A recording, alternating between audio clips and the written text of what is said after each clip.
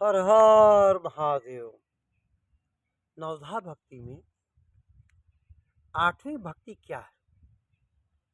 कहते हैं, आठों जथा लाभ संतोषा, असपने नहीं देखई पर दोषा। अष्टम भक्ति के विषय में प्रभु कहते हैं कि जो कुछ प्राप्त हो उसी में संतुष्ट रहना और स्वप्न में भी किसी का दोष न देखना। जिस इंसान के भीतर संतुष्टि नहीं है, उसे यह तीनों लोकों की संपदा भी मिल जाए तब भी वह दुखी ही रहता है। इसलिए कबीर जी कहते हैं कि तृष्णावंत जग में दुखी, आठों पहर कंगाल, अचिन पाया संतोष धन, तेजन माला माल। जैसे कि एक बार एक सेठ अपने मुनीम से पूछता है कि मेरे पास कितना धन है। मुनीम ने हिसाब लगाया और कहा कि यदि अब धन न भी कमाया जाए तो भी आपकी 3 पुश्तें बिना कमाए अपना जीवन यापन आनंद से कर सकती है, तब भी यह धन खत्म नहीं हो सकता। यह सुनकर वह सेठ चिंतित हो उठा कि मेरी चौथी पुश्त का क्या बनेगा। वह प्रतिपल यही सोचकर दुखी होता रहता। एक बार वह एक संत महात्मा जी के पास गया और जाकर कहा, महात्मन, मैं हर समय चिंतित रहता हूँ, कृपया आप मुझे कोई ऐसा समाधान बताएं जिससे मैं सुखपूर्वक जीवन व्यतीत कर सकूं।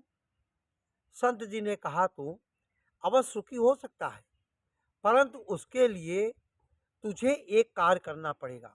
सेठ ने कहा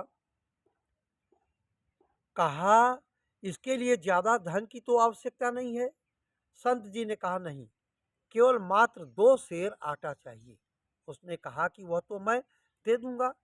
संत जी ने कहा, वह आटा मुझे नहीं चाहिए।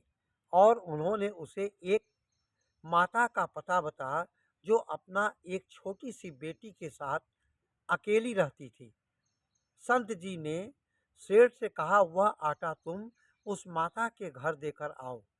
सेठ गया और जाकर द्वार खटखटाया। छोटी सी लड़की ने द्वार खोला और पूछा, क्या काम है? सेठ ने कहा कि मैं 2 सेर आटा देने आया हूँ। उस लड़की ने अपनी माँ को आवाज दी कि माता जी, यह सेठ जी 2 सेर आटा देना चाहते हैं। माता ने अपने बेटी से पूछा, घर में पहले कितना आटा पड़ा है? लड़की ने कहा, माता जी, केवल मात्र सुबह के लिए आटा पड़ा है। माता ने कहा, बेटी, सेठ जी को बोल दो कि अभी हमें आटे की आवश्यकता नहीं है। यह बात सुनकर सेठ अवाक रह गया। अब उसे अपनी बीमारी की समझ आ चुकी थी। वह वापिस संत के पास गया और उनके चरण पकड़कर रोने लग गया और कहता है, महाराज, आपने मुझे मेरे दुख का निवारण बता दिया। अब आप कृपा कर मुझे अपनी शरण में रख लें, जिससे मेरा यह जीवन सफल हो जाए। इसलिए प्रभु श्री राम संतोष धारण को अष्टम भक्ति कहते हैं और आदेश देते हैं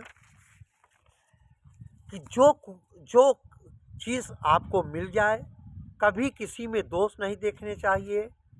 अक्सर लोग दूसरे के दोष दृष्टि देखते हैं। भक्ति प्रथम आपने ही दोष देखता है और उसे दूर करने की चेष्टा करता है। साथ जो भी अच्छा या बुरा घटित होता है, वह उसे अपने ही कर्मों का फल समझता है। ददे दोष न देव किसे, दोष कर्मा आ पड़ा, जो मैं किया सो मैं पाया, दोष न दीजिए अवर जना। परंतु जिन लोगों को परमात्मा द्वारा रचित कर्म सिद्धांत पर विश्वास नहीं होता, वह सदैव पश्चाताप की अग्नि में जलते हुए यही कहते हैं कि क्या हमारे ही कर्म बुरे हैं। वो स्वामी तुलसीदास जी कहते हैं कि परमात्मा इस सृष्टि की रचना कर्म के आधार पर ही करता है। कर्म प्रधान विश्व करी राखा, अजो जस कर सो तस फल चाखा। इसलिए जो भी हमें प्राप्त होता है उसके पीछे कारण कोई और नहीं, प्रत्युत हमारे ही कर्म हैं। उसके लिए हमें किसी को दोष नहीं ठहराना चाहिए, अपितु अपने कर्मों को अच्छा बनाने का प्रयास करना चाहिए। हर हर महादेव।